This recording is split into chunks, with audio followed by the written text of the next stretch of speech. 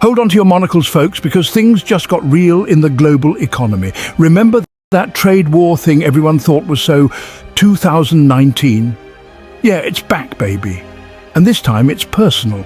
Or at least it feels that way for anyone who likes affordable French cheese or Venezuelan oil. On April 2nd, 2025, the Trump administration dropped a tariff bomb bigger than a Trump Tower penthouse. We're talking a 25% hike on all imports from the European Union. That's right, everything from German cars to Italian shoes just got a whole lot pricier. But wait, there's more. In a move that surprised absolutely no one, Trump also slapped tariffs on Venezuelan oil, and just for kicks, any country brave or foolish enough to buy it. Because nothing says America first like making sure everyone else pays more for their fuel. And if that wasn't enough to give economists heart palpitations, the administration also targeted semiconductors and pharmaceuticals. You know, those tiny little things that make our phones work and keep us from dying. Because apparently affordable healthcare and technological progress are for suckers. Now, you might be thinking, but John, haven't we been down this road before? Didn't we learn our lesson from that whole US-China trade war debacle? And to that I say, you'd think so, wouldn't you? But apparently some people just can't resist a good old-fashioned economic standoff. Remember 2018? The year the stock market became more volatile than a Trump Twitter rant? Yeah, that was fun. The US and China were busy slapping tariffs on everything they could get their hands on, from soybeans to steel. The result? Market uncertainty, slower global growth, and a whole lot of angry farmers. So, with that shining example of economic diplomacy in mind, you'd think we'd be a little more cautious this time around, right? Wrong. Because history may not repeat itself, but it sure does rhyme. And right now it's rhyming with recession.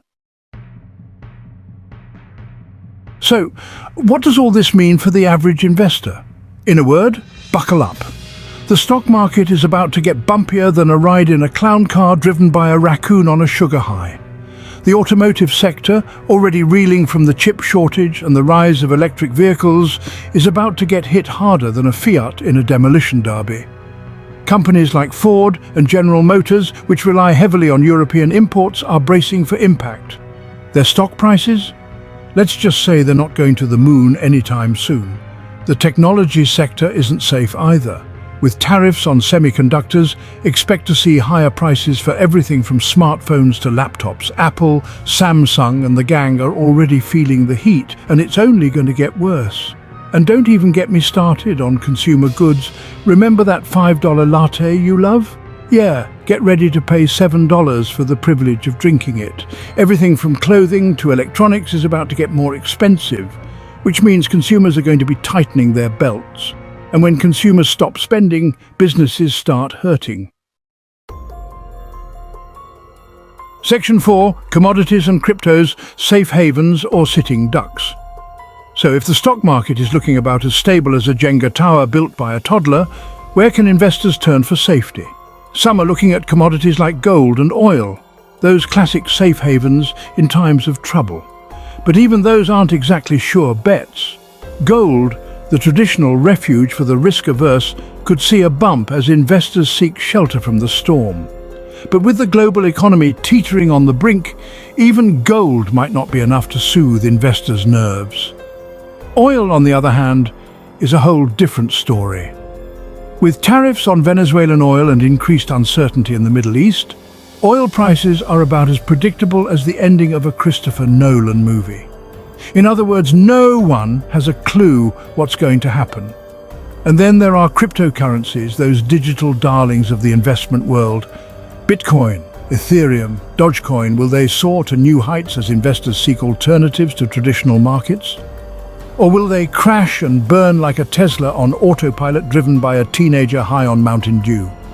The answer, my friends, is blowing in the blockchain wind. Section 5, charting the course 3 potential scenarios. So what does the future hold for the global economy? It's anyone's guess, really, but that wouldn't be very helpful, would it? So let's indulge in a little economic forecasting, shall we? Scenario 1, the base case. The tariffs lead to a period of economic slowdown with slower growth and higher inflation. The stock market experiences volatility but eventually stabilizes. No one wins, but no one loses too badly either. It's the economic equivalent of a lukewarm bath. Not great, but not terrible either. Scenario 2, the optimistic case. By some miracle, the tariffs actually achieve their intended goal. Domestic manufacturing booms, jobs are created, and the US economy becomes the envy of the world. Unicorns start appearing in Central Park and everyone gets a free pony. This scenario is about as likely as Trump admitting he lost the 2020 election, but hey, a girl can dream, right? Scenario 3.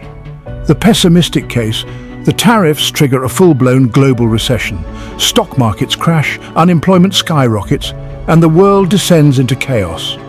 Think Mad Max, but with more tariffs and less water. This scenario is also unlikely, but it's always fun to end on a cheery note, isn't it? So, what's the most likely outcome? Probably something closer to the base case, with a healthy dose of uncertainty thrown in for good.